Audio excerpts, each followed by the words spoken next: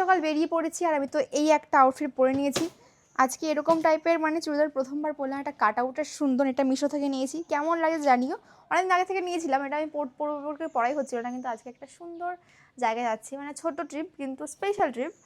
তো কেমন লাগছে অবশ্যই জানি। আমার তো মনে হচ্ছে ড্রেস আর ট্রলিটা মিক্স হয়ে গেছে নাকি হৃদয়? কেমন লাগছে তোমার? ভালো লাগছে। ভালো লাগছে না? অ্যান্ড এই ব্যাগটা তো এখন আমার ফেভারিট। তো আমার লুকটা কেমন লাগছে অবশ্যই জানিও। আর আজকে আমরা প্রচুর লেট করে ফেলেছি, যার কথা ছিল সকাল 7টা, বাট এখন এখানে 9টা বেজে গেছে। তো হ্যাঁ, এই জুতো কোনটা পরবো? হ্যাঁ, জুতো দেখো নিয়ে জুতো হয়েছে, দেখো কত, জুতো নিয়ে হয়েছে সমস্যা। না, এটা তো আমার নয়, এখানে 3খানা না 4খানা আমার।